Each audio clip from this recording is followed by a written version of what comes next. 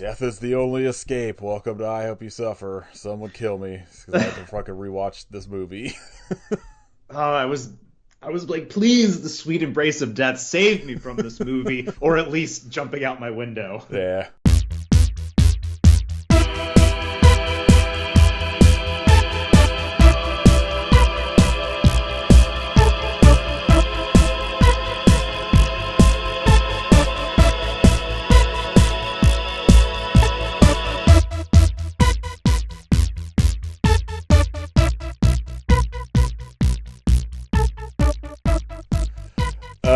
This is, I don't know, my 7th episode, I think. It's the 31st episode. Yeah, of rewatching Rob Zombie movies. We're going back in time.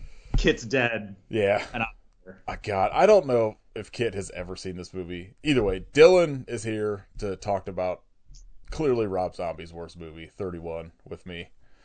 And it's come up most episodes. Back when we had Twitter, Katie would on like Fridays would live tweet a movie she was watching, but she would put a poll up and it would just be like 3 movies she picked from Shudder. And Kit and I accidentally rigged a poll to make her watch 31, and she didn't know what it was, and she was so upset. Yeah, to see this movie out of context and through the indirect machinations of your friend is pretty bad. I think a Rob Zombie film or whatever came up on screen, and she was like, "God damn it!" Yeah, this sucks. It's a real bummer because for the most part, I actually. Everything up to this movie, except the animated movie sucks, but at least it looks good. It's just brutally unfunny.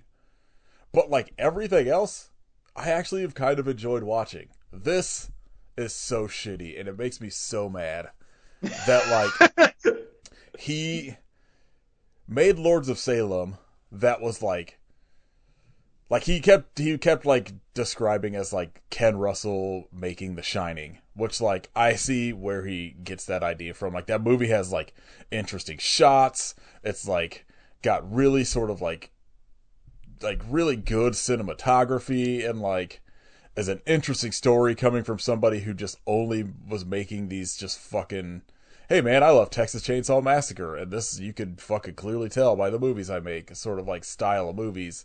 And so he took made an interesting movie in his little filmography, and then all of his fucking fans were like, "This is bad. I don't understand it." And so he just made just a movie that has barely a plot, just a bunch of fucking kills, and it sucks. It's so bad. Yeah, it was an interesting experience going through most of his filmography for me, because I had never seen any of them. And I have more of a breakdown about my history with Mr. Zombie. I just, the idea of addressing him in a casual manner as and how are you today, Mr. Zombie? Can we get you anything to drink? Yeah, especially since... Does he sign his checks as Rob Zombie? He does. He legally changed his name to Rob Zombie. That's amazing. Because I think his last name was Cummings or something. Yes. I love that he's from Massachusetts. I know. It's fucking I'm sure that's been brought up, but Sarah said, where is he from? Yeah, and so Massachusetts. Chris on the Lords of Salem episode, we were talking about it because he's, I think, maybe born and raised. He at least lives in Massachusetts for the last most of his adult life. And he was like, yeah, I don't know why this dude thinks he's so obsessed with this southern whatever bullshit he's constantly doing, because he's from just this whatever town in Massachusetts. But he does have a rescue animal farm sanctuary there, so that him and Sherry run. So good for them. That's the thing. So going into this, before we get into the kind of I've been asking everybody their history, Rob Zombie, I hate it because this is Lori and I kind of shit on El Super Beasto, but it was one of those ones we were just I don't know, it feels like he came up with a plot idea and then just let his comedian friend write unfunny jokes for it. This is his first movie I've watched so far that I'm really just there's almost nothing redeeming in it for me, and I hate it because it's like I was going into this being like, fuck Rob Zombie, quit casting your dumb wife, and now I'm like, actually, I think I owe Sherry an apology. I don't think she's too terrible in most of these movies. She's not great in this, but she also doesn't have like anything to fucking do. Like Most people don't. Yeah, that's the thing. Is this movie is like it's like a Saw movie but worse. Like it's just he's just like a bunch of people in a fucking warehouse being killed. And it's a warehouse movie, yeah. And I'm sure that you have seen many warehouse movies. That should be like a subgenre on like Shudder or Tubi or something. Like all those, like those 90s sci-fi action movies that for the most part are just shot in a warehouse or like a big like open building or a factory or some shit like that. It's a great way to like mask the future, because in the future everything just looks like shit. Well, so I watched the making of this movie, which was way more interesting than the actual movie. And he was talking about how, like, originally his idea is everything was going to be inside a warehouse. But he was like, I was like, the place we had picked to shoot in, it felt too claustrophobic, and I wanted to give it some scope, and we found this, like, power plant nearby that would let us shoot that had, like, all of this big open rooms and whatever. So, like, there are aspects in, like, the way the movie looks where, like, I kind of like some of the shit where, like, everything's, like, backlit. And so, like, I don't know. There's aspects to the way it looks that I'm, like, okay with. It's just, like, a fucking nothing movie. The same way, well, like, it doesn't betray, like, what its nature is at all. Yeah, sure. Like, 3 from Hell is another one where I was like, 3 from Hell I actually, for the most part, enjoyed, but there's no reason that movie should exist. It's literally... I fully agree on that aspect. It is The Devil's Rejects again. Almost like exact same plot points. But in Mexico. Yeah, except Sid Haig's not there. Fucking Richard Brake's there instead. And, like, there were things in it that I did, like, enjoy. Like, I am of the mindset that the only person that can convincingly say Rob Zombie's just cringe-inducing dialogue well is Bill Moseley. And so, like, Bill Moseley, I'm always on board listening to him just say motherfucker 1,000 times. But I mean, he sells it somehow. Him and Sid Haig can both sell it. Everyone else will say shit, and I'm like, come on. And, like, I like Richard Brake. He's, like, having to step into, like, take over essentially what would have been Captain Spaulding's role. Like, I think he does a passable job, and I think his name was Sebastian, the guy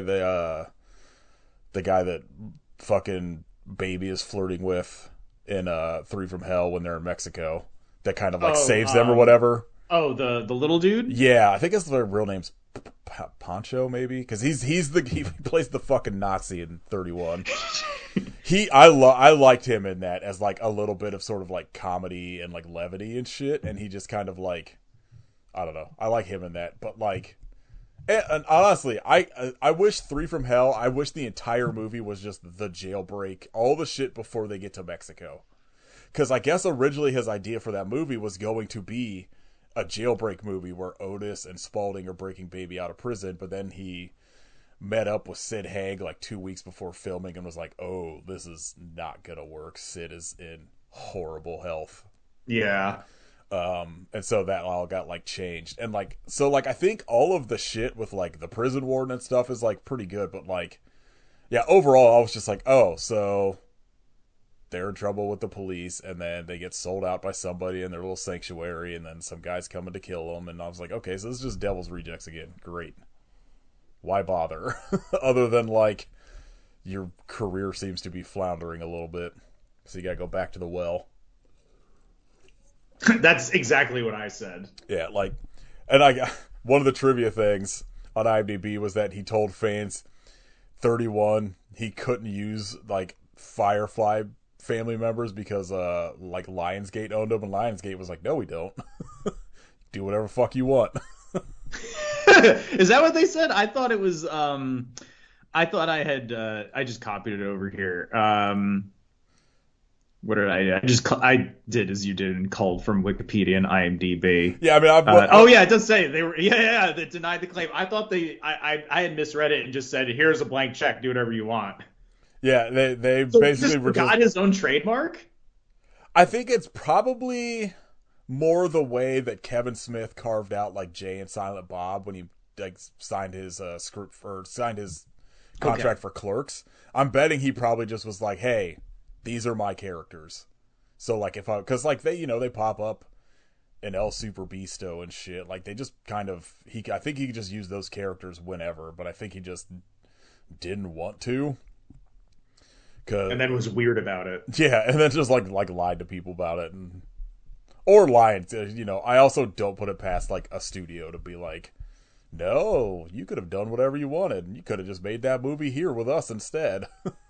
With a budget Yeah, I and a mean, distribution plan. we talked like for a minute before recording. The one thing about 31, one of the things I'll give it that's like a positive is like it doesn't look terrible for like a What it crowdfunded is. movie. Like, granted, Rob Zombie probably got millions of dollars in crowdfunding. I didn't see how much, but like, you know, considering they shot this entire movie in 20 days and it was crowdfunded, like it's pretty good. Like the gore is good. Like, If you're into that. yeah, I mean like, like I'm not a over the top gore person, but like I also can recognize when it's like done well and isn't shitty and it's not all fucking CGI blood and shit. Like all of the gunshots and shit in 3 from Hell are CGI. And I have to assume he had a better budget on that, so I think he had a couple mil for that one. yeah. And so like, whatever. What is your history with old Robert Zombert? Robert Zombert. I would say definitely started out experiencing Rob Zombie the musician. Probably heard Dragula like on K Rock or something back in the day. For those of you that don't know what K Rock is, it was 92.3 FM in like the 90s, and they played all the alternative stuff. So that's where I like got a lot of my exposure to stuff like Nine Inch Nails and Alice in Chains, Tool, shit like that. Probably Metallica. So that's why I am the way I am now because of an FM radio station that is gone. But I probably heard Dragula there. Probably saw the music video at some point. Definitely heard Scum of the Earth. I think that's what it is on the Mission Impossible 2 soundtrack. So I was like, Scum of the Earth, come on! I genuinely don't know if I've heard a solo Rob Zombie song past anything off that first solo album, like Dragula and Living Dead Girl and shit. And I was reading, I was looking at his Wikipedia last night because for some reason I'm like 7 episodes in. And I was like, I should like fucking take a gander at that Wikipedia. And like some of the movies he has songs on, I was like baffled, like Mission Impossible. I mean, that soundtrack is very weird to begin with. Like your theme song's done by fucking Limp Bizkit, and which is what a fucking bad time. I like that song. That movie's crazy and insane. It had Metallica on it. Is that the one that's got the fucking Metallica and Ja Rule? No, it's not. Maybe Ja Rule's on it, but there's actually, you know what? I have it right here. I have the CD. I will tell you. There's like a Metallica song with one of those like early 2000s rappers. I can't believe I still fucking have this. Sorry for the sidebar, but yeah, it's Limp Bizkit, Metallica, Rob Zombie, the Butthole Surfers, which is cool, the Pimps, I don't know who that is, Foo Fighters and Brian May, Chris Cornell, Godsmack. Oh man, how's this duo? Uncle Kracker, produced by Kid Rock. Hell yeah. Apartment 26, Diffuser, Buckcherry. That band fucking is ass. I hate that fucking band. Yeah, they're fucking terrible. Tinfed, or Timped, I don't know. Right in. Powderfinger, Tori Amos, and then Hans Zimmer featuring Hightar Pereira, which I guess is like one of the, instrumental tracks from the score. So right. There you go. Yeah, there's a song Metallica did called We Did It Again with Ja Rule and Swizz Beatz. That's on a soundtrack, but I'm not seeing where it's at. Everyone keeps fucking this stupid ass Rolling Stone articles just talking about Judgment Night. But Um, that song is dog shit. Do not listen to it. Or it's the best Metallica song. Either way. I think the last thing I remember hearing, like kind of out in the open by Rob Zombie was, I think it was Educated Horses because it had kind of a catchy track on it. Yeah, I hated Hellbelly Deluxe because I was a huge White Zombie fan in like the late White 90s. Zombie is fucking awesome. Yeah. And like Some of the best not stoner metal of its time. I was like, I remember like, I was like, Dracula's like, what? I was like, I don't know, this doesn't necessarily sound great to me, but I was like, I'll check this album out, and I hated it. And like, so I've never dug anything deeper. And when I was, God, man, the fucking, his album titles, fucking horrendous as a solo artist, man. I haven't spent much time with him as a solo. His last 3 albums: Venomous Rat Regeneration Vendor, The Electric Warlock Acid Witch Satanic Orgy Celebration Dispenser. Yeah, I remember when that one was coming out, and I was just like, "Fuck this! And I can't even buy this." His last one: The Lunar Injection refuse to buy Kool-Aid this. Eclipse Conspiracy. Which is so funny because he like doesn't do any drugs and he doesn't drink. And it was on Nuclear Blast. What is happening? Just like, I don't like. I somebody, like, I've said this every episode. Rob Zombie needs to hire an editor for his entire life. Yes, I agree. Because that's a great way to put it. These album titles are fucking terrible. Yeah, like, I fucking loved White Zombie, and then just cut out as soon as he went solo. Although I did see him when he was touring for Hellbelly Deluxe because Fear Factory opened. And like, I'll say this, he puts on a fucking hell of a show.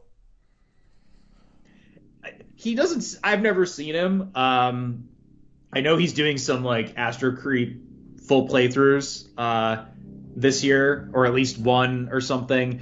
And I'm just like, dude, just put the band back together. A lot of people would go. Like, get over it. Yeah, they seem to I'm sure there's other hate reasons, each other. Like, they had a pretty acrimonious split that I believe. I know he dated Sean. the bassist. Yeah, I think there was but that was like they broke up like way before White Zombie like got popular. Mm-hmm. But like I think there was like a lot of money issues that happened and shit. Like, my understanding, he's only talked to the drummer since they broke up. Like he has said that like supposed because like White Zombie's drummer carried over with him into the first couple solo albums, and then like, but like he was like, I pretty much since White Zombie broke up have not talked to the guitar player or the bass player. So, and like he then also started doing tours where he was playing like Astro Creep in full. And like, I don't know, it seems like he maybe fucked them over. There was maybe I'm not sure what the deal is. None of them seems to have like fully talked about it. But it seems like they do not like each other. I'll say this much: if the bassist and the guitar player were to do a White Zombie tour with a different singer, I would 100% go to that if they were going to be playing that stuff. Yeah, like I don't like the thing is like say what you want about the music he makes, nobody really sounds like Rob Zombie. Oh no, I don't even dislike him like that much as a vocalist. I'm just saying like it would be cool because I really like all those the riffs in those songs. They're just like hella fun to listen to. They're very heavy, but also like weirdly catchy. You know, like it's heavy but fun music to listen to. It's very unserious at the same time. Yeah, like I think like like his solo stuff for me just felt like generic White Zombie, and that's what like never clicked with me. But like I was like as I was reading through like Wikipedia, like I forget which album it was, maybe Educated Horses. One of them like they described as like his experimental album, and I was like maybe I'll like give them a chance, but I know I'm gonna make like 2 songs in it. Like I can't do this. What is your history with him as like a filmmaker? It was 0 until I watched all these. So I would say overall, I'm not a fan, not out of immense dislike or anything. I just don't really gel with his brand, Sure. but I can appreciate his style when it works. And I have no idea what the general consensus, person to person has been on the episode so far, or what your quote unquote Right. fan base thinks of Rob Zombert. But for whatever reason, I feel like my takes are gonna get me a subject to a grilling from the internet Yeah, I think it'd be because fine. I've just encountered so many Rob Zombie stans that I was convinced for a long time that he was like a cornerstone of horror, on par with the greats, like up there with John Carpenter and Dario Argento and people like that. And maybe he's earned his place because he's made quite a few movies, but like I think it's okay to call a spade, or in this case, a Rob Zombie film what it is. And sometimes it works, and sometimes it doesn't, and sometimes it really fucking doesn't. Right. And I don't think this is true, but I get the sense that he comes across as someone who has only ever watched horror movies based on the films he's made. So he only knows how to do horror movies in the sense of, and this is pretty mean, but like how Rob Liefeld and the 90s comic book artists only knew how to do comic books because of like their obsession with the artwork, and they didn't really show any signs that they had like read any other kind of book. Not a whole lot of storytelling. Narrative. It was just visual, like all those old real fast. All those 90s comic book artists were incredible artists, but like did not know how to tell a fucking ongoing story. Yeah. So I think it goes without saying that Rob Zombie, he seems a little more humble than Rob Liefeld and isn't quite the joke that he became. I think most people are. Yeah. I love when Rob Liefeld periodically shows up just to like stir the pot. And I'm just like, oh man, it's incredible. There's a really funny video of him. I think he's like putting the finishing touches on some comic book artwork while he's driving. And I'm like, you gotta be fucking kidding me, yeah, bro. checks out. I think the thing about Rob Zombie as a filmmaker is like he's somebody that clearly wears his influences on his sleeve. Yes. And like unfortunately those influences are just like The Hills Have Eyes and Texas Chainsaw Massacre, it seems. And that when he does expand, like try to reach beyond those points, the fan base rebels for some reason and he just like reverts back. Yeah, you mentioned Jay and Silent Bob before, and I think that actually Kevin Smith is a pretty good like kind of parallel to Rob Zombie, but it's like the dark version and the light version. That's very funny because I've mentioned that almost every episode that I feel like I was like he's like Kevin Smith where he makes movies with his friends that always at least make their money back, so he keeps getting funding for those movies. And it's just like a dude who just wants to like that's been my big thing is like I really don't want to shit on Rob Zombie because like he's not doing anything egregious that like in a way where I'm like, man, fuck this.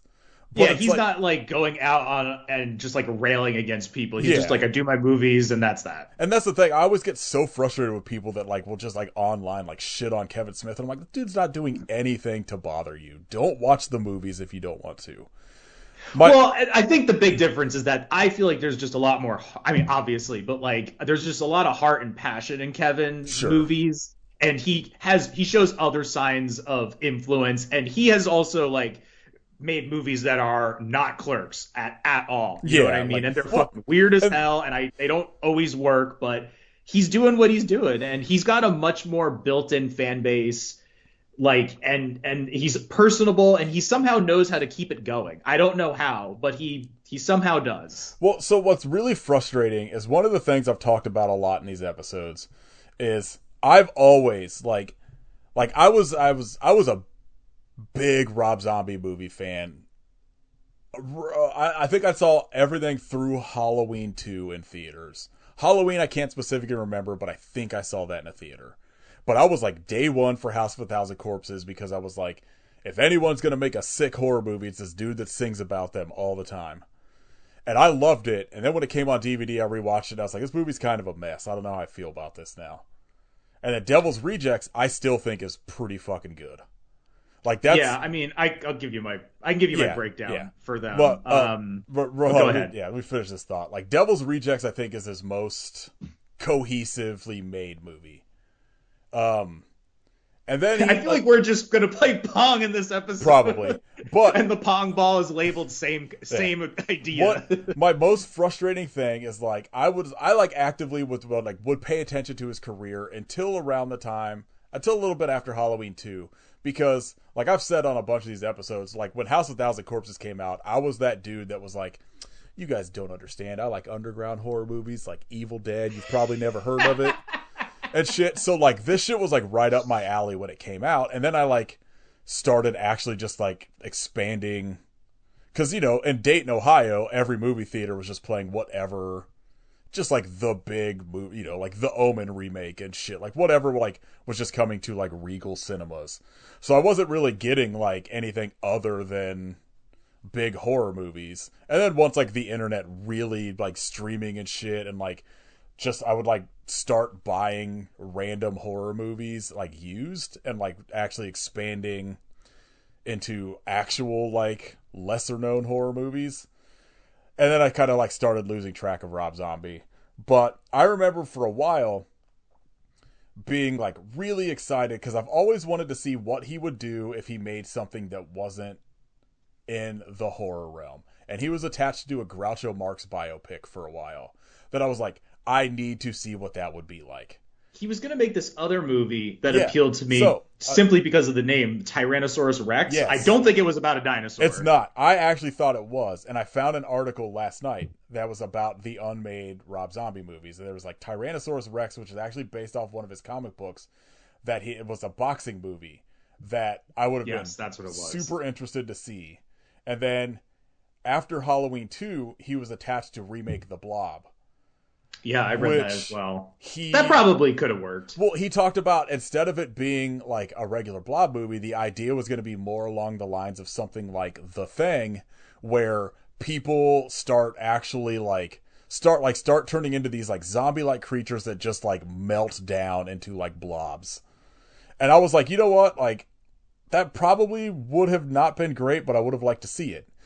He was attached to do a 70s Broad Street Bullies Philadelphia Flyers hockey movie about this like wildly violent hockey team, which I feel like he would have made a pretty good version of that. I would have liked to have seen. And then like there's shit like he was going to do some Manson family TV show, which like probably I remember that just looked like it just never happened. It probably would have just looked like everything else he did. Like essentially 3 from Hell is a Manson family movie because like clearly Baby's supposed to be like a Manson family member in that movie. Like she's just doing like the hippy dippy shit in that. And so like he essentially kind of did. It probably would have just looked like that. But like those movies that like would not have been like the Broad Street Bullies movie, Raised Eyebrows, the Groucho Marx movie, and then like the Tyrannosaurus Rex movie, I would still like to see him make, because I want to see what he can do outside of his like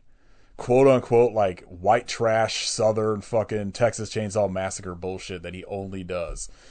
Outside of like Lords of Salem, the one time he didn't do that and it worked pretty well, and then everyone was like, this isn't fucking Devil's Rejects, what the fuck?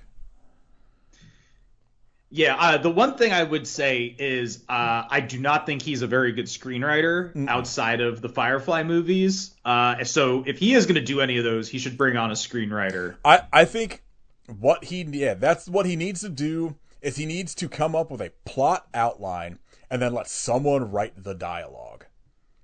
Because that's my biggest issue with his movies is like Devil's Rejects works really well altogether, but his dialogue is fucking atrocious. And outside of like Bill Moseley, everyone else saying it sucks. And so like I don't know, William Forsythe is pretty great at being insane. I think overall it mostly works at Devil's Rejects. But then you get into shit like the Halloween movies where they're doing the same shit, and I'm like, come on, man. Oh like, it's hard to stomach. Like I do for the most part enjoy those Halloween movies, but like anyone else's like actual like dialogue would have been better, because it's just I don't need to hear like Laurie call someone a cocksucker. You know, like it's just yeah, that, and I think he needs He needs someone to tell him no on set is the issue. Because, and like, once we get into like 31, like, this movie is him at all of his worst instincts at like 100. Yeah, it's like it's very much a George Lucas effect. Yeah. No one is able to tell that guy no, and then you wind up with what we have I guess as a legacy for that IP. to be fair, like, the Halloween movies are what happens when there's people there telling him no, and those movies are kind of a mess. So, Oh, I'm not defending any no, of no. it. What is like, since you said you watched everything but the Munsters And the cartoon. and the cartoon. Yeah, don't watch that.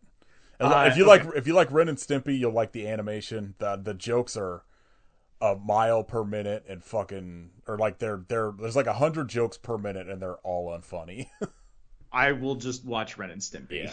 It does that shit where like it's really nice and polished from like far away, and then they'll do those close-ups where everything is gross, like Ren and Stimpy would do. And it's that just shit like, is pretty great. They do that in SpongeBob. yeah. So like it looks great, but man, it's like Family Guy levels of unfunny.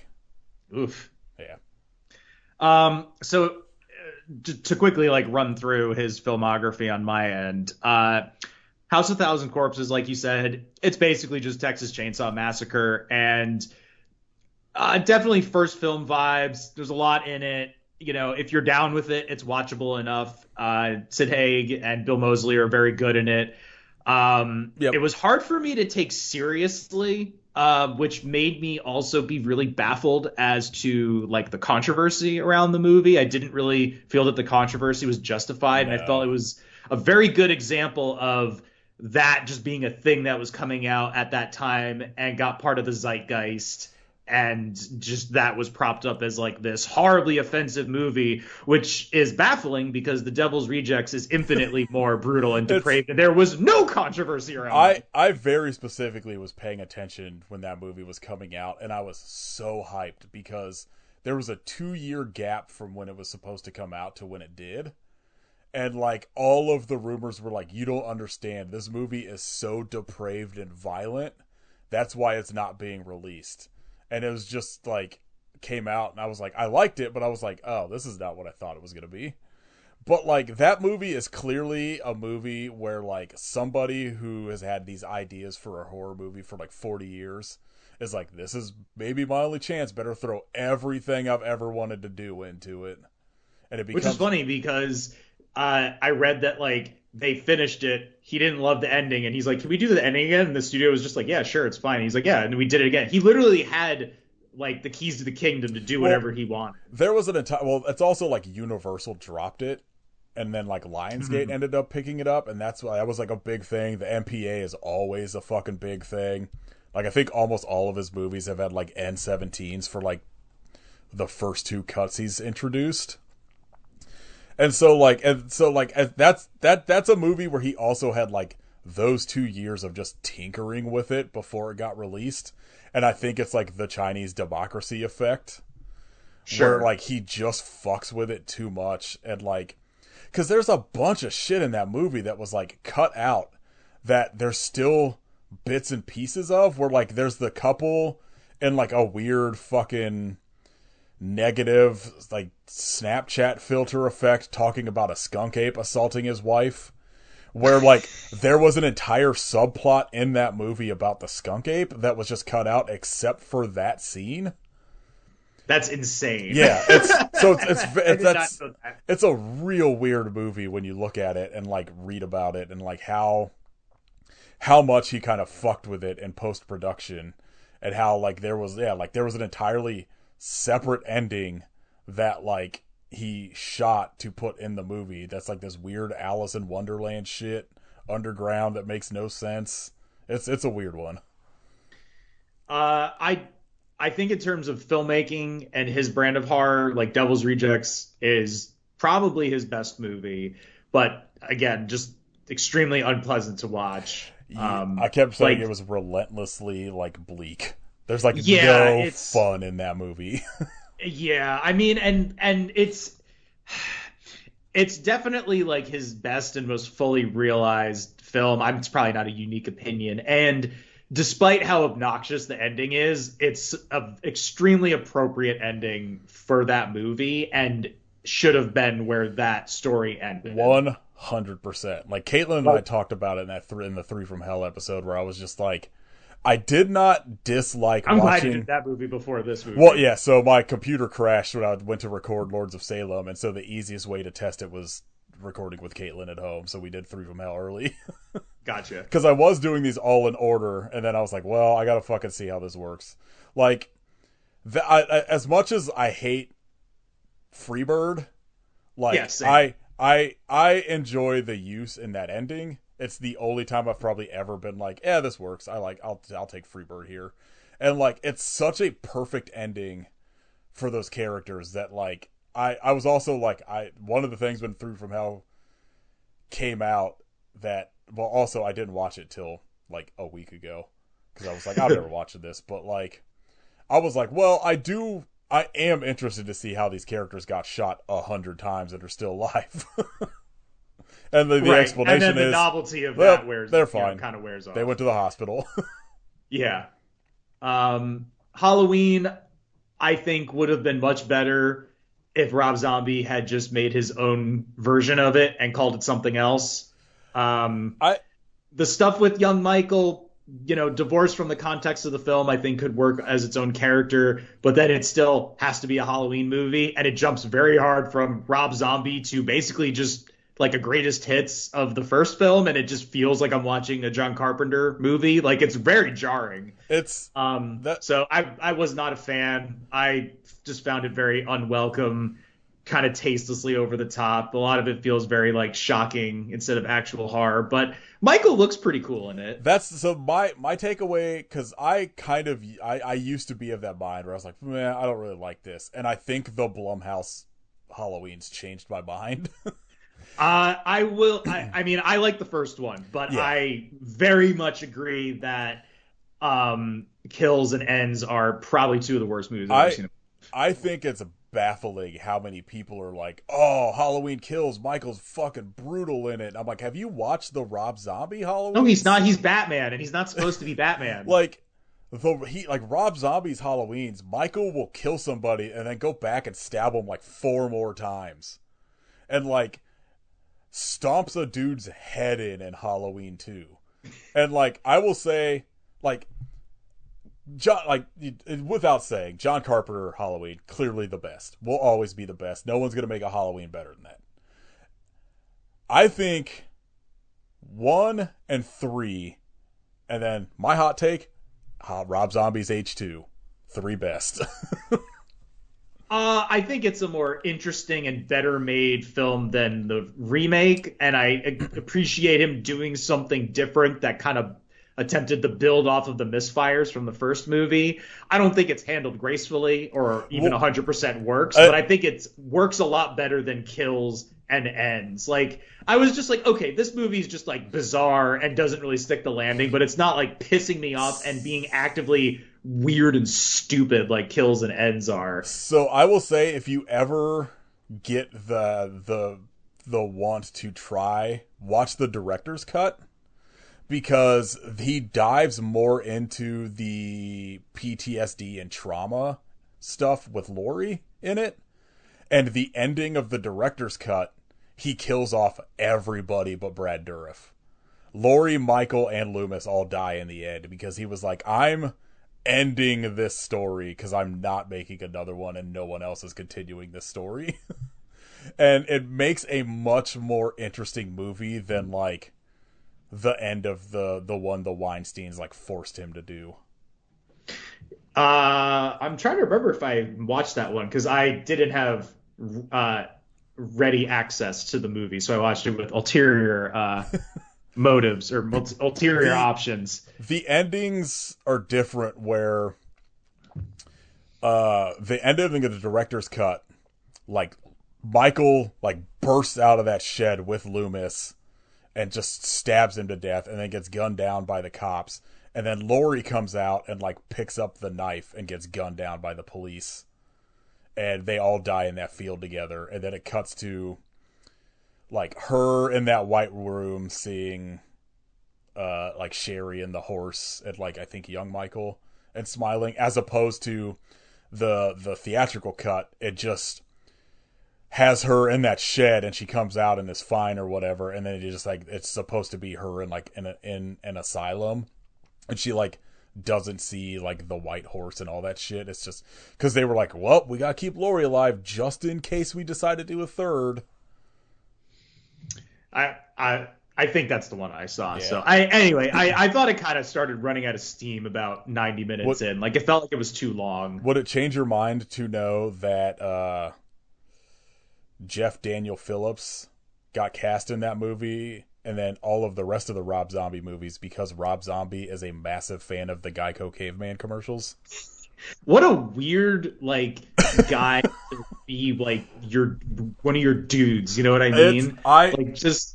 I was listening. I remember when those commercials were on, Yeah. and then they tried to give those dudes a show, and it was like it failed so hard. I listened to the commentary track for H2, and he was like, "Oh yeah, this is Jeff Daniel Phillips. I'm a massive fan of like the Geico Caveman commercials." And I was like, "What the fuck?"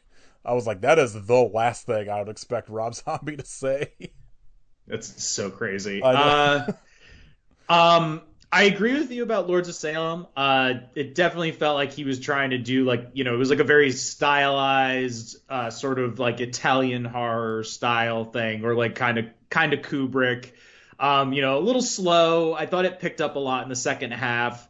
I thought the three old lady witches were very fun. Yeah, they're good. The in the past witch stuff is very good. The disemboweling scene and the zombie baby thing are really funny and very effective. So yeah, I thought like overall it was decent. Definitely appreciate that he went out of his comfort zone, and I think for going out of his comfort zone, it works. I think I don't particularly like Sherry Moon Zombie as an actress. I did not think she was very good in this, so I thought a different lead would have helped. But I think this was probably his second best film out of all of them. I've come away from this rewatch because I used to be that person who was like, "Quit casting your dumb wife."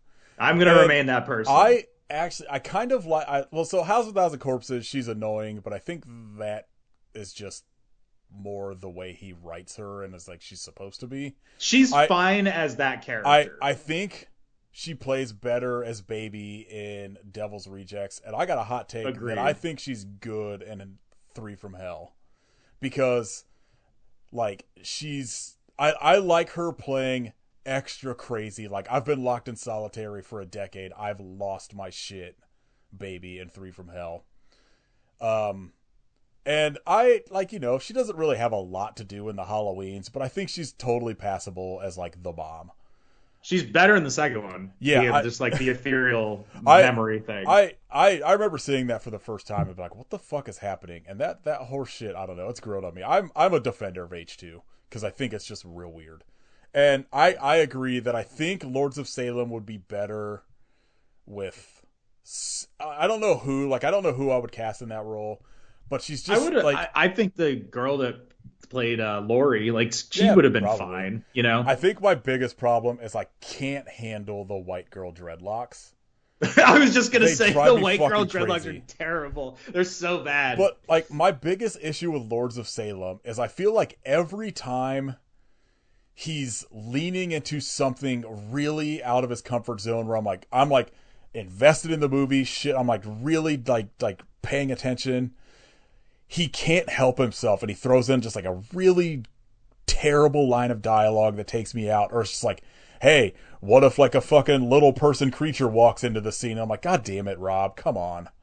Because like, yeah, but I like that. It I don't made know. Me laugh. There's like cool shit in it. Like there's the scene where she goes to get water, and like there's just like a fucking creature in the background of the scene.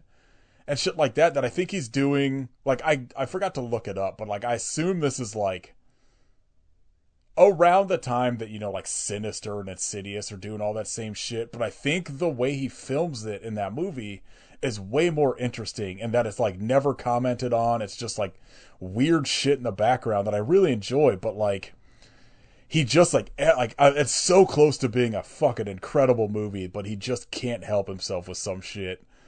That Yeah, and I I agree. also think, again, I feel like that movie would be more interesting if he could get out of his like 70s aesthetic, because that movie Oh my God, that homie fucking loves I classic know. rock. Like there's dudes with cell phones in that movie. It's clearly not the 70s. So like just make it modern times. Not everybody has to be in bell bottoms and fucking Thin Lizzy shirts all the time. Like make a movie in modern times. It probably would be fine. Yeah. And then Three from Hell, like to me, clearly this is just made for the fans, which like fine, and it's territory that he knows well, but it does encapsulate one of my problems with the Firefly trilogy, which we talked about or mentioned earlier, which is that, you're well, killing them off and then bringing them back, is a big problem. But then additionally, like your main characters are serial killers and Right. murderers, and you're meant to root for them. It's very much a like have your cake and eat it too thing where Rob Zombie knows these are bad people, but they're heroes somehow, and very few other characters are decent. And if he's trying to do a bad people in a fucked up world thing, it's very lost on me. And I think that's why a movie like Henry, Portrait of a Serial Killer, works, because it doesn't aim to make you sympathize with him. It's presenting him as this extremely twisted person in our normal world. And so this one started out like all right, and then just like ground to a halt about halfway through, and like it started to feel like, again, kind of mean, but it started to feel like a full moon flick to me, where just like kind of anything goes. And Sarah was like, she did not watch any of these full through with me, but she would, kind of hang out and watch a little bit here and there. And her commentary on this one was, this is some of the stupidest shit I've ever seen. It's weird because it's like, so Three from It Hell. stops being like this, about these horrible killers doing like getting revenge on their, people that imprisoned them, into a very strange action movie where they're fighting against the dude who leads the Mayans on Sons of It's Anarchy, so weird because it's like one of those things where like and Pino from Do the Right Thing. what I think would have been really interesting is if he, instead of it becoming essentially a retread of the third act of like Devil's Rejects, where like the cop brother gets his is trying to get his revenge on them, and this is just clearly that again. I think it would have been interesting if it was just them having a good time in Mexico and just killing people. Like it just becomes, I guess, like natural born killers at that point, but like less Yeah, or like stylized. Or Desperado. Yeah, but like there's things in it where I'm like, I don't know, this third act doesn't work for me, but I also kind of love I love the scene when like the luchadors are like going room to room and like Sherry shoots the one dude in the neck with a fucking arrow. Like I like that. I like the shit with Sebastian. Like and it's just everything in that movie was like it just doesn't need to exist. Like No, not at all. as much as I love all of the shit with like sort of like a less hard to watch version of the motel scene when he has like the warden and his like friends or whatever like kidnapped. Well, that's what I thought the whole movie was going to be. I thought it was Yeah, just going to be them in this house torturing these I people. kind of wish it was. I think that would have been a It more would be. It would have been interesting a better movie. movie. And like I love Clint Howard just showing up as the clown with zero explanation. Very bizarre. Like I don't know if there's like a director's cut where like they say like did this fucking warden and his friend and their wives just order a clown that shows up? Like what the fuck is that? But like I don't know. I honestly I think the best part of that movie is somehow Sherry, because I think she's for the first time playing a character as opposed to just kind of playing herself in the movies. Because like everything else besides Lords of Salem, she's essentially just like playing what 70s version of Sherry Moon Zombie, it seems. And so giving her like something to do where everyone else seems to think it's annoying and terrible, I was kind of on board with, because I liked that, like, as opposed to just her being a normal person, she's like lost her shit and is like, I think Rob Zombie didn't lean hard enough into the idea, because there's like a throwaway line in there where Otis is like, man, she's changed. Like, And Richard Brake is like, she's just happy to be out of prison. And he's like, no, you don't know her like I do. Something's different. And then it's just like is never expanded upon.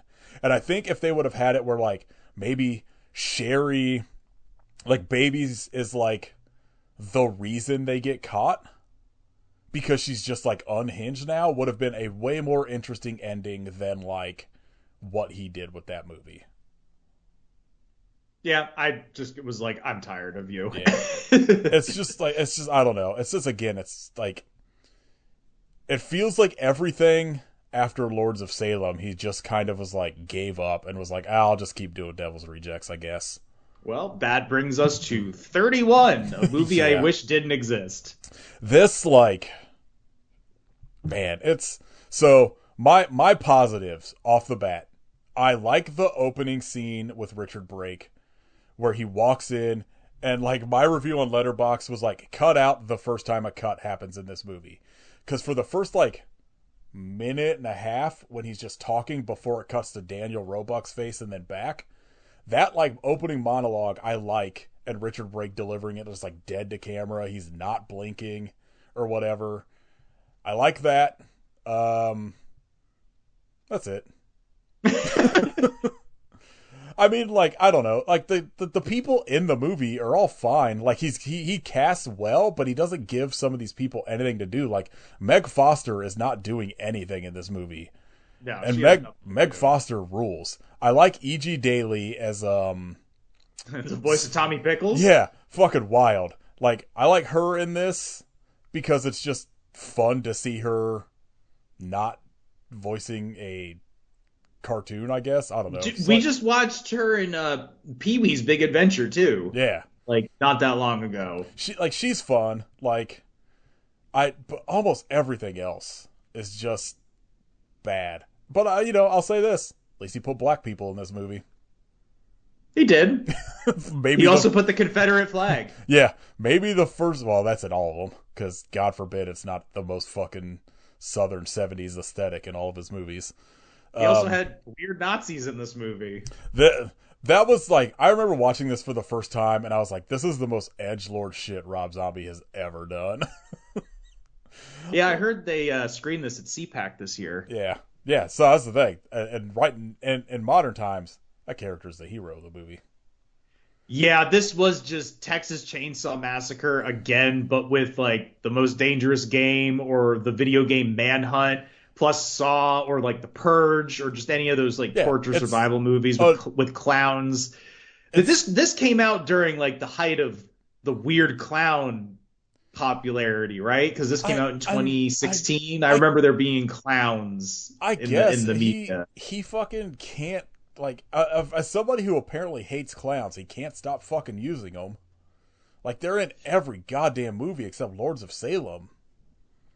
Yeah, so it's just clowns, a van full of rednecks, and just no tact or self-awareness. I just can't believe he went back to Texas Chainsaw Massacre or the Last House on the Left, like, again. Like, it's crazy to me that he's just like, I'm going back to not just like The Well, but like I'm fully going in and pulling out the same fucking bucket of water I did before. Just no character development. The lines were all exposition or the kind of that intentionally badass or edgy, and just doesn't really have anything to say. It's just such a nothing movie that is just and again shocking for just what feels like shock value. That's it. It just feels like shock value to me. He's like, well, how fucked up can I make this? And it's like, it stops feeling fucked up because it feels like there's no real like passion or drive behind that at all. It's just, let me just put in all this arbitrary triggering shit and violence. And it's just the most Rob Zombie thing that could possibly exist. But it's also like nothing in it's like original. I've seen all of this shit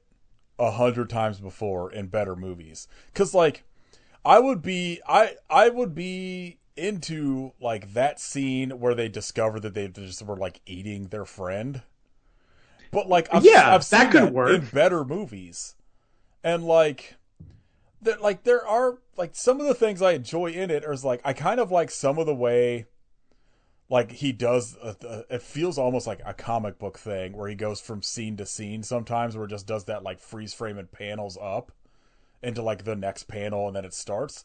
Like I kind of like some of those editing choices. Like it looks fine. He does a lot of like backlit through fans, which, but again, some shit you've seen in every other fucking big warehouse or like Alien 3 or whatever type movies. Like the set design is fine. Like it works for what it is. I think I got a more of an appreciation from it watching the behind the scenes making of, because there is shit like the bathroom Sherry is hiding in towards the beginning of them in the warehouse was a clean, pristine, like, bathroom before they got to it. And they made it all fucked up and grimy and shit. And so, like, there is shit like that, like, I do respect from a filmmaking standpoint, but it's just, again, like, nothing in this movie's original. It's nothing but just, like, lines to get you to the next kill. Like, no one is saying anything of substance. These are barely characters because you don't get, like, real time spent with them. You get, like, 10 minutes of them being stupid in the van and then they're, like, kidnapped. And so, like, it just comes... And half of that is just watching a guy having sex. Yeah, talk a joke about jizz.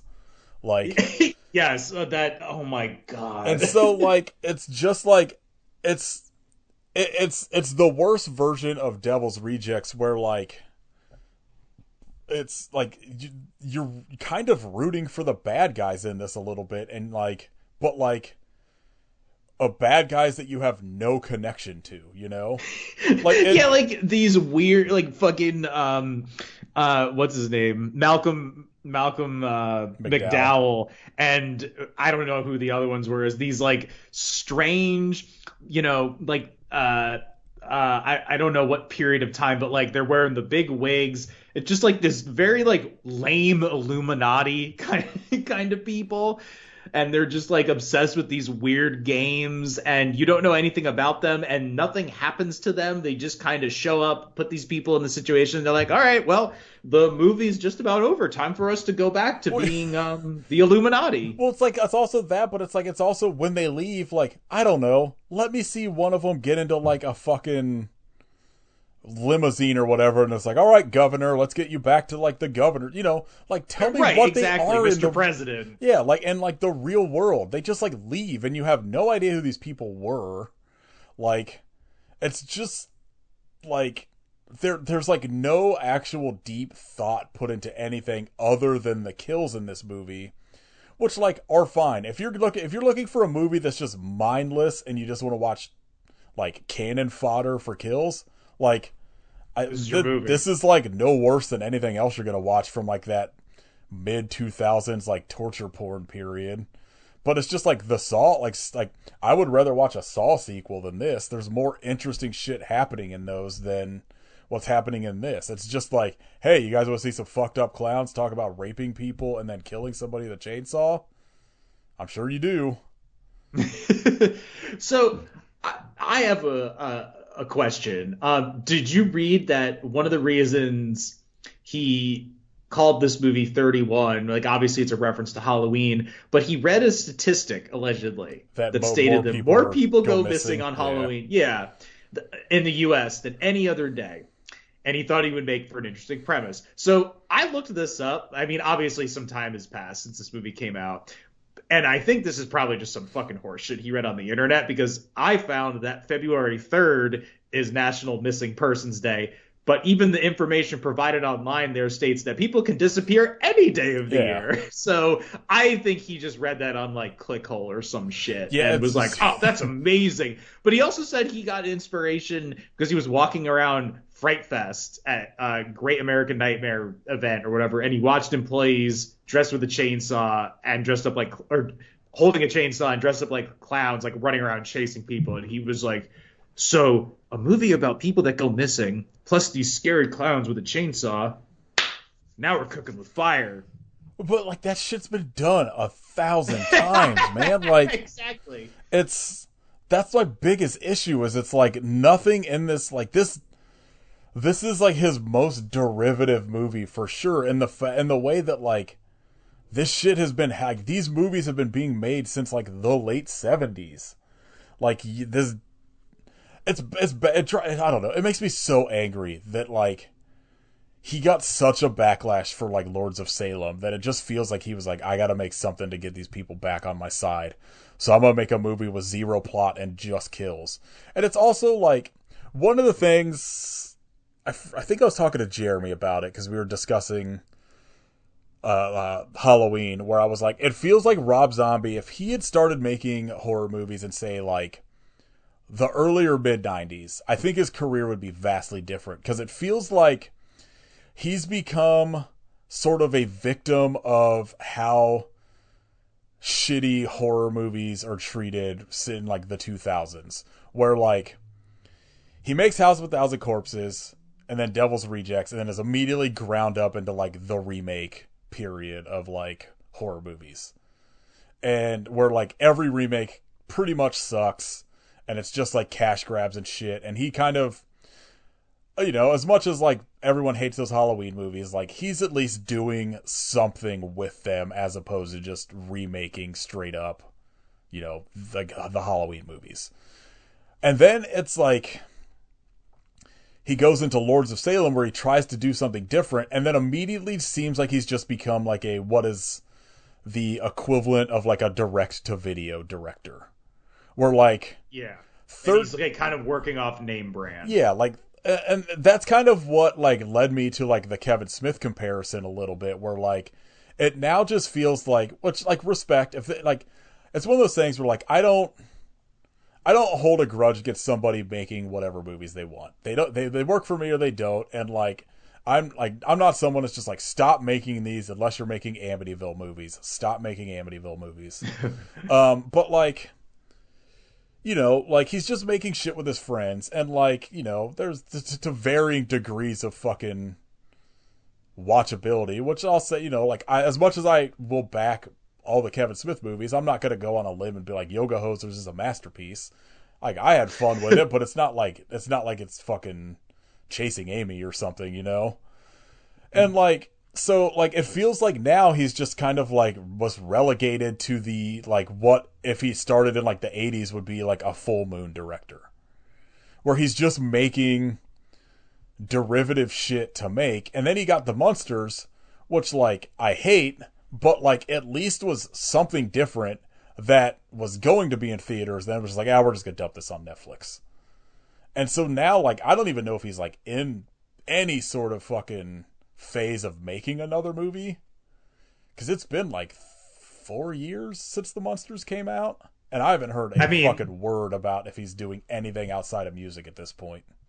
I mean, that might explain why he's doing these White Zombie, sure, you know, retrospective shows, because he knows people will come out. He knows that his fans will come out to see that. He knows that the White Zombie fans that, you know, maybe don't like his solo stuff will come out for that. And it seems like he's kind of like really leaning into the stuff that he knows people will come out to see, which, you know, that's what people are doing now. And there's nothing wrong with that. Like, I'm not like against doing like, oh, you know, it's been 35 years since like whatever album came out, we're going to play it. Like, that's fine. Like, go do that. If that's what people want to hear and you know it's going to make you some money, fucking go ahead and do it. But I remember the reception to Munsters being like pretty negative and overall, and I don't know. I don't keep up with the guy, so, but you know, he's a big name, so like him announcing a movie is gonna like get, you know, is gonna send some ripples through the system, and I haven't seen anything either, so I don't know. It just seems like maybe he could be kind of out of ideas, which like you were talking about the ones that are unmade. You know, maybe recycle those. Maybe see if there's some interest. You know, maybe like try to set something up with Shudder, do something like on a more controlled level, get in a screenwriter. You could probably have something better than fucking 31. Well, but it's like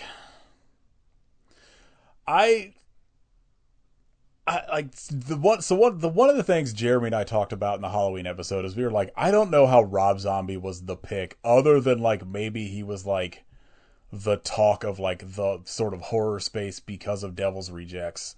But it's like Rob Zombie's the last person I would have thought of to remake Halloween. Like how has no one been like, hey, let's let Rob Zombie make a Texas Chainsaw Massacre movie?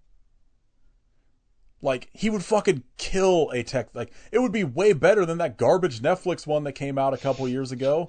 Did not watch that. It sucks. I watch it at work, so I got paid to watch it, but it's like, it's bad. Like, and my thing has been like, you know what? I know he doesn't want to do remakes anymore, but if I had the money, I would be like, all right, hear me out. Here's a dump truck full of money. Go remake Eaten Alive. Because I feel like Rob Zombie would make a really fucking interesting Eaten Alive. Let Bill Moseley be the fucking main character. Put a fucking alligator in there. You're done. You're good. I could work. I mean, I like that movie the way it is. So. I do too, but it's like, it's one of those things where it's but like, it would work to his, it would cater to his style. It's one, like, right now, like, if Lords of Salem would have taken off, he would be primed as like this A24 fucking period of like horror right now. It almost came out like too early. Yeah. Like I feel like if it had come out a couple of years, like even 2 years after that, like if that had come out the same year as like Mandy, yeah, he would have probably been in a different space. Yeah.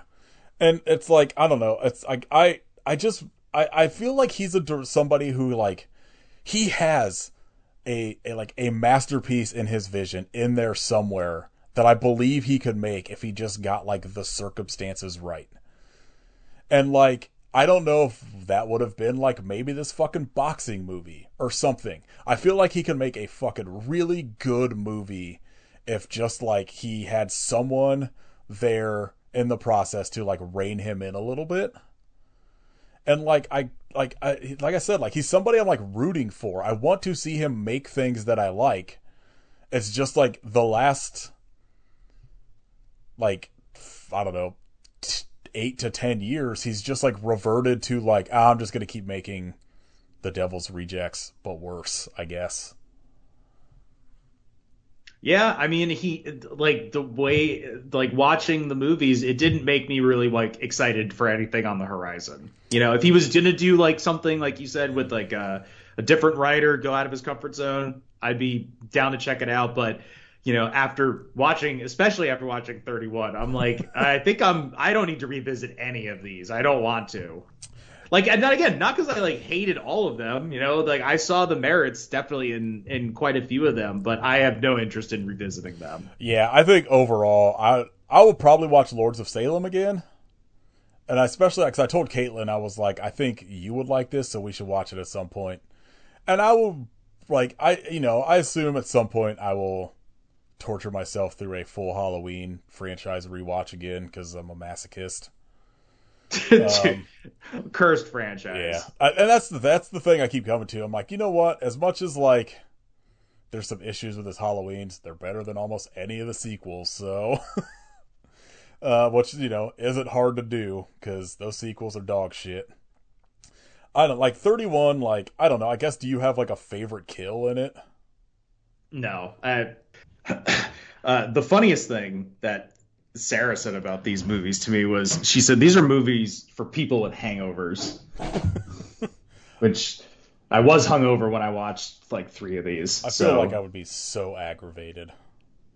Watching this movie in particular was like just, oh man, I just want this day to be over. I will say probably the most pretentious thing that the movie did though was opening with a Kafka quote. I don't even understand. Yeah, it feels completely irrelevant to the movie at hand. So I don't know. It was this also like cemented that he loves classic rock, the 70s, and 16 millimeter so fucking much. Well, except for that, like all of the shit that's supposed to look old was shot on his iPhone. That too. Like in the behind the scenes thing, he talked about how like they drove from Connecticut or wherever. Yeah, I think they live in Connecticut and Los Angeles now, back to California to film this, and that on the way he just found this app on his phone that like made shit look like it was on like 16 millimeter, and so all of that shit is just shot on his iPhone. Oh, that explains why it looks like dog shit. He also fucking loves to throw in, like, that sort of what looks like old home movie footage of the characters at, like, the end of a movie. Like, he did it with Devil's Rejects. A weird trope. He does But at least that made sense a little bit in that. I Like mean, it makes in the sense sense of like in this, but it's like just badly used. yeah, I understood the way why he used it in the Devil's Rejects because he was like, oh, it's the end of these characters. Let's have one last look at them being like their fucked up trio. Whereas in this, it's just he kind of does the reverse freeze frame ending credits and does that as the intro credits. Yeah. So we get to see that Daniel Roebuck plays a pillow. Did you also notice that Brian Slagle from Metal Blade was a producer on this? Yeah, that's also unsurprising to me. Unfortunate. Yeah. Um yeah, I don't know. Like I don't like there's nothing to really talk about. I guess like I said, like do you have a favorite I guess kill or maybe I guess favorite segment in it? I don't know. I'm having a hard time even like remembering so much. It just started to like blend together. Like Yeah. that was the thing is that after a while, it just feels like stuff just sort of there's no substance to the movie. There's no tangibility to the movie. So everything just kind of like mushes together after a while. Once they're just like in the situation. So I just like don't really remember a It lot of like the deaths or anything in it. The thing that I remember most is uh the fucking Mexican clown little person who's also Hitler, yeah. and he's like basically the bad guy for a good chunk of the movie, which is pretty nuts. He's I was going to say like it's either like as much as it's super edgelordy, I think he is pretty fucking good in that as like I mean, and he delivers it. I think like the idea because I guess like Rob Zombie was like, wait, you can speak Spanish? Do almost all of your lines in Spanish. I think that gives it like a weird creepiness to it. That or like I don't know, it makes it just like more interesting than if he's just delivering it all in English. Like I think It's he's just like you're already dressed up like a yeah. clown that is also Hitler, so why not just speak in Spanish, So you like know? I think he's fun as much as it's just like really stupid. And like I like Richard Brake, so like his I Doomhead do shit too. is like pretty good. Like him in general, like I like when he Doomhead. him get all of the names of this are fucking stupid as fuck. And I There was a get I period of time that I referred to myself as a doomhead because I enjoy doom metal, and I'm never going to do that again. I have to assume there's at least all of these names have come up in song titles of his. Um, like I like when he calls him call or he has Doomhead get called up as he's fucking Ginger Lynn watching Nosferatu. But like when he actually gets there and he has that sort of like Travis Bickle like mirror scene and is like punching himself in the face to get like primed. Like that shit's fine. It's been done way better, but like in the aspect of everything else in this movie, I will gladly watch that over like anything else. Yeah, and just just a lot of mixed messaging between the fact that like the bad guys are into Hitler and Nazis, or at least using the imagery, but then like we're supposed to like these people who parade around with the Confederate flag. You know what I mean? It just like doesn't make any fucking sense. I just like he writes the least likable characters for fucking everything, and it sucks. That's like one of my biggest issues. Is I'm like even like House of a Thousand Corpses. The four people you're supposed to root for are Chris Hardwick, Rainn Wilson, and two of the least likable like female characters I've ever come across in like a slasher movie. Yeah, that is something we talked about like watching these movies is that because, like the reason that like, Halloween or Nightmare on Elm Street is a compelling movie is that you're not just with Michael or Freddy the whole time. You're with people who are like suffering because of like the actions of people that, did things in the past before them, and that's why those movies are interesting. And you will lose that connective tissue to the audience when you make your characters all so despicable and unlikable. Like Texas Chainsaw Massacre is absolutely a fucked up movie, but you see it through the lens of these, pure people that get put into this awful situation. Right. And that's like my biggest issue with a lot of slasher movies is where like after they became popular, like it just became a thing where like characters are so innocuous and like one note that like I'm like I don't give a fuck about any of these people. Like once you get into the sort of like Friday the 13th part whatever sort of like mind space where like, yeah, like, I get it. You're watching it because they're doing stupid kills in them. But I'm like, I need somebody I can root for that's not Jason Voorhees. Like, I need to care about your, like, the people being tormented, or else I'm not going to care about your movie. And that's like a big thing with Rob Zombie's movies where I'm like, I don't give a fuck about any of these people. Like, at least in Halloween, like, I like Taylor Scout Compton as Laurie in it, so like I can go with it.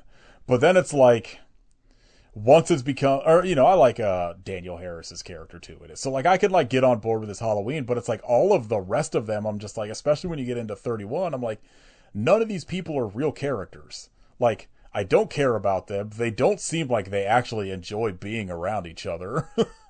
Like, they seem like just co-workers that happen to get stuck in this fucking warehouse.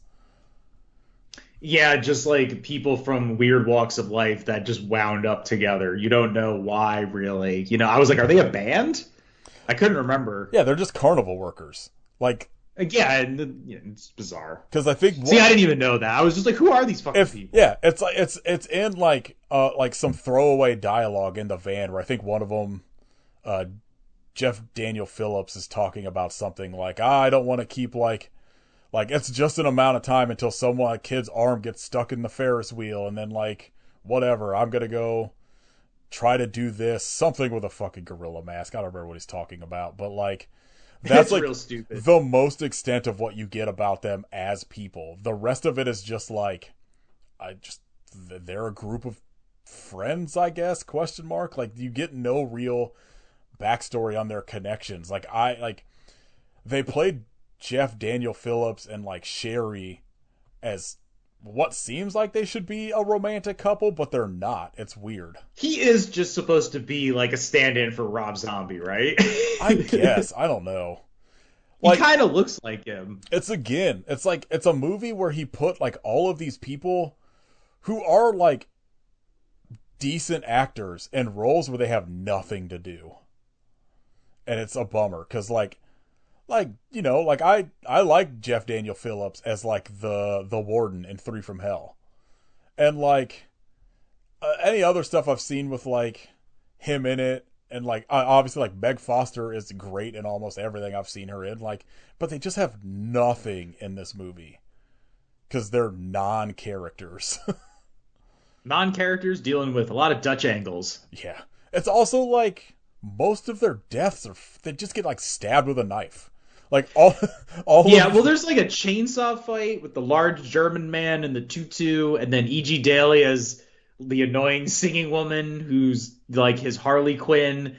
And then when Jeff Daniel Phillips is like fighting him with the chainsaw, there's like all these awful like strobe lights going off that made me feel like I was gonna have a fucking seizure. And like, so I'm sorry to anybody with epilepsy. Like, I'm not trying to make light of that, but don't fucking watch this movie. Oh no, one, it sucks, and 2, there's a lot of flashing lights. I watched it in the dark on my cell phone, and I was like, God damn it! Like, I was like, you sometimes people, I noticed this especially like on the subway, they have like the flashing light thing when they get a text message or a phone call, oh which my God, I do not understand why that is a fucking function. I'm sure it's to service people who are like hard of hearing or something like that, but it's so annoying when these people are just asleep and they're holding their phone and it's just like this flashing fucking light, and I'm just like, I feel like I'm being like tortured right now. Because it never fails that it's always pointing directly at you. Why would it face them? They're going to be like, that'd be annoying to me. Yeah, I don't know. This movie sucks. Nobody watch it. Yeah, it's also wild to just see Richard Brake go from Joe Chill in Batman Begins to just like hyper violent, jokerized killer Doomhead. He looks real goofy by the end. Like, poor Meg Foster has to smell his dirty cock hand. He invokes fucking Che Guevara to Sherry Moon Zombie, and Jack the Ripper for some reason. And maybe the biggest crime of this movie is that it ends with fucking Aerosmith, and I fucking hate Aerosmith. Yeah, well, he ends all of his movies with like a classic rock song that's supposed to like, oh, like evoke something in you that other what the song meant, which like we said, like kind of works with Freebird. Like I think that works in that. They do they do the same thing in Lords of Salem, but I can't remember what the song was. I think it was All Tomorrow's Parties by Velvet Underground. Is like, Yes, so he yes. does that in like all of his movies. And like this is probably the one that works the least.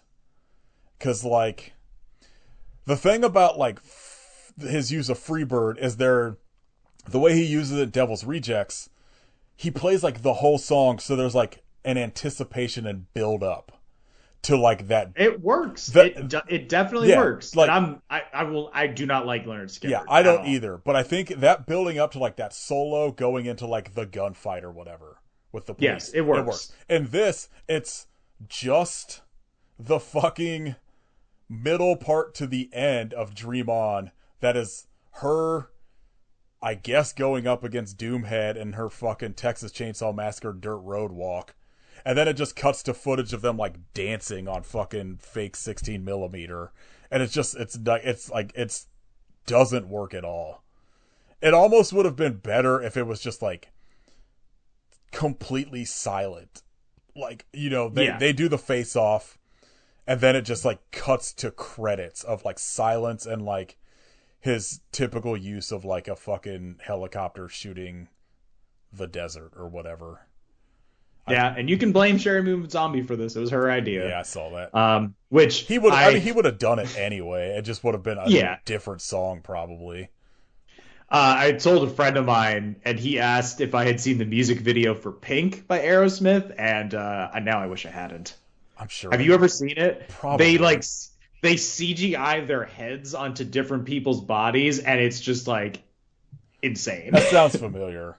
Like, yeah, it's like a fucked up Gap commercial, basically. yeah, that's bad. But yeah, anyway, 31 sucks, blows. Don't watch it. Watch literally any of his other movies, but not this one. It sucks. Yeah, this is easily his worst. I haven't rewatched The Munsters yet, but there's no way.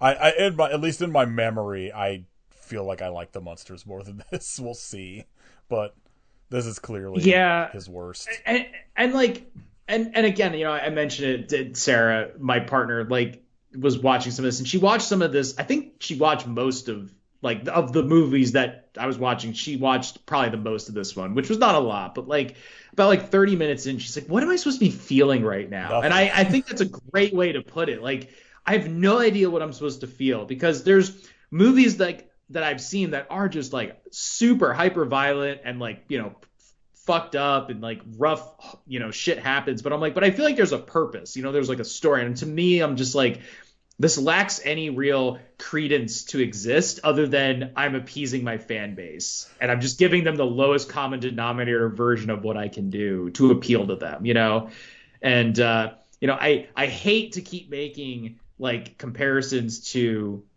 like George Lucas or Star Wars, but that's what happened with that franchise where they catered to the awful fan base. Sure. And you get a dog shit wrap up to everything. I don't think it's quite as egregious as that, just on the scope of like, everyone like, having their eyes on it, but it does not feel like a movie, because I feel like with the other movies, he's at least trying to be like, hey, world, this is what I'm doing. Check it out. And it might work and it might not. But this is very much made for who like really will stay with him every step of the way, but who hated when he kind of went against the grain of his normal routine.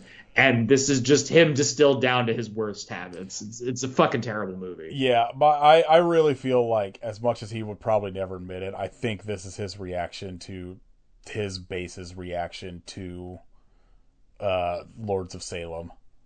Like, it's just him being like, see, I can still make something real gross and fucked up, but it's like unpleasant to watch because there's nothing else there. Like, at least Devil's Rejects like has Bill Moseley and Sid Haig and shit in it to like like they may be saying horrendous shit, but something about like the way they deliver the dialogue, like there's like a levity to it where Yeah. there's like this is nothing but just dumb imagery and fucking deaths. And I was telling John when we talked about Devil's Rejects, I was like, one of the things that like He's the best person to talk about that movie, especially because he's so level-headed. but he also, I did not realize, had never seen any of them before. Oh, because he was like, man. And he was like, I got a lot of questions as someone who's never seen a Rob Zombie movie. But I was telling him about like sort of like how like the Cat 3 movies and like Untold Stories specifically will do shit where it's like there's like you'll see like something fucking horrendous happen on screen, and then it'll cut to like the police being absolute buffoons for like some sort of levity in it. And like Rob Zombie doesn't do that. It's just dumb, gross shit happening all the time. And like it makes for like a lot of the time sort of like an unpleasant experience, especially with like this, where like there's nothing there to latch onto. There's no fun to be had unless you're just somebody that wants to watch people killed in stupid ways. And so like there's really nothing here to like latch onto as a viewer, and it just makes for a fucking terrible experience. Yeah, and like to go back to the Devil's Rejects, what really saves that movie is that there is no those characters are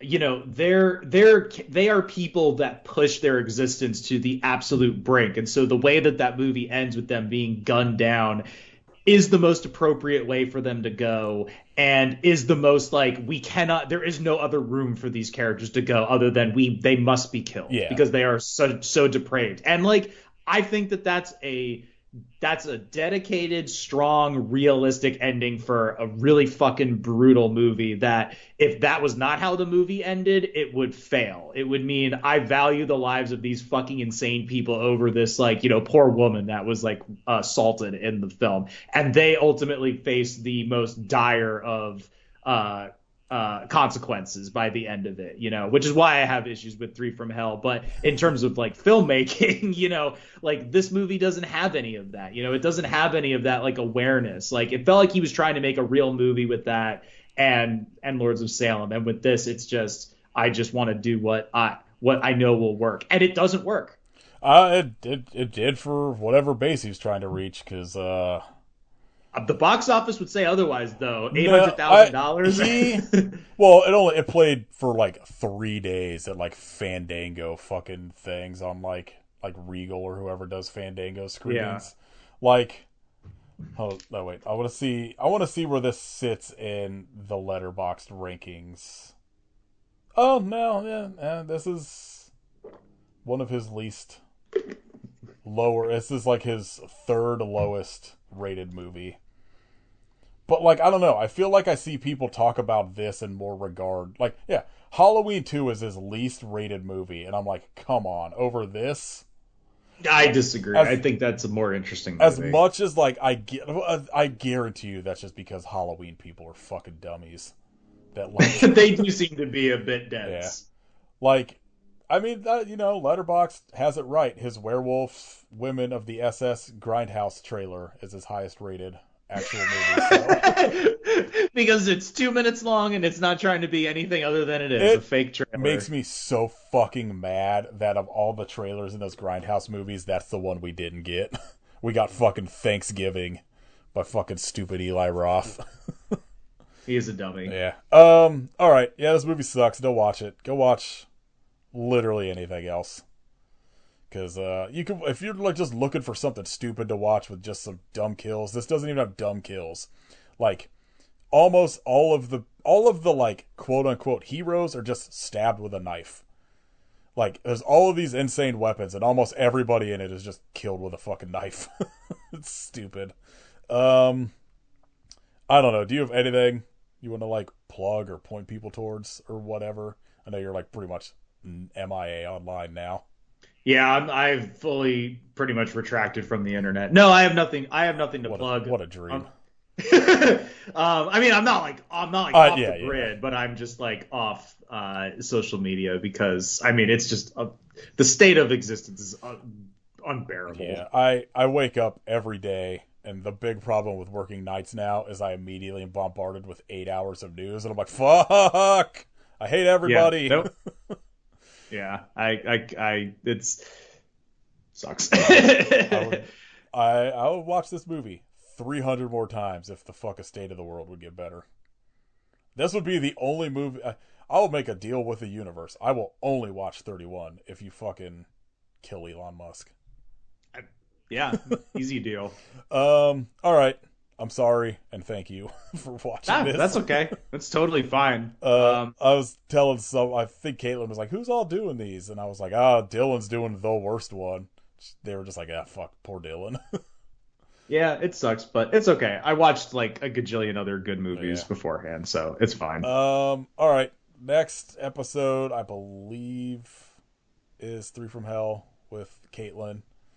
And then The Monsters. Gonna have a bad time with that too. Not as bad as this. That's the real bummer. Is like I was like the first like 4 episodes, I was like, man, this is like going a lot better than I thought it was going to. And then I was like, oh yeah, 31's coming up. Yeah, I think it's a worthwhile filmography to delve into, and I'm sure that at this point I'm probably one of the last people that's like, in terms of like horror fans, it's like seen his movies, because I just like was not interested for so long. Like my friends that showed me horror movies in high school, they didn't show me this stuff. They showed me like Evil Dead and Right. Zombie 2 and like, good shit that kind of primed me for, checking out like other interesting stuff as I got older. Rob Zombie was just like not like, we just did not take him seriously. We just didn't think it was interesting, and I just assumed that it was like bad. But I also was like privy to what like mainstream critics were saying, and a lot of the reviews for it were just bad. But I'm like, I think they were just negative because of the the allegedly controversial violence, which sometimes they are very violent, and other times they're just kind of like, this isn't so bad. I've seen worse. I'm like, wait a minute. Like, honestly, I think like House of the Thousand Corpses, in terms, if you're gonna compare, I'm like, there's some pretty fucking awful ways people die in The Departed, for example, and that's a very mainstream movie. It won an Oscar, and everyone was like, this is fucking brilliant. They're just like, I can't deal with this House of a Thousand Corpses. Yeah, I was reading about how like every one of his movies has had like mixed to negative reactions from sort of like mainstream critics. And I'm like, I don't know. Like, I get it, like, because it's like mainstream critics are not going to vibe well with like The Devil's Rejects. Of course. On like a solely like film making level, that movie looks great because it's all in like 35 millimeter. It's all like practical. Like, it looks good. You just don't want to watch violence unless like Scorsese films it. Right. And I'm not saying that, like, I mean, I like Martin Scorsese. I'm not saying that to like bag on him. I'm just using it as like as an example. But like for me, I look at that and I say, wow, an unpleasant film. I think it is like, that's just, if he would make movies like on that caliber, but maybe with just like, I don't know, a hair more taste and a different screenwriter, I think he'd be working with some good stuff. But here we are. My big take, he fucked up not bringing Brian Posehn back in every movie. I mean, I like Brian Posehn. He's great. That's where he fucked up, is not like he brought all of the worst people back for all of his movies and not Brian Posehn. The fucking funniest Brian Posehn bit I love is when he talks about going to a club in LA, which he's like, I hate it, but I guess we're going. And Dennis Rodman like shows up and walks into his little like space, and he just kind of says to the room, someone's getting fucked tonight. And Brian Posehn's like, oh, not me, I hope. I like his bit about, like, he talks about the fucking car dragging the mattress around, and he's like, maybe I haven't just been a nerd all my life. Maybe I've just been dragging a mattress around my whole life or some shit. I can't remember the exact bit about it. It's a fucking bummer that in like that late 90s period or early 2000s that like Jim Breuer was the fucking heavy metal comedian and not Brian Posehn. That like, he was the real heavy metal comedian. I know. He's the, like, Jim Breuer somehow got the like more mainstream notoriety. Now he's a fucking dipshit. He sucks so much. All right. I'm not going down that rabbit hole. No. Yeah. Thanks again. Yeah, I'll be back with Three from Hell next. I hope you never watch this movie, but why? No, watch it 31 times. Yeah, everybody, all Halloween, every day, leading up to Halloween, you gotta watch 31. This movie sucks. Nobody watch it. Goodbye.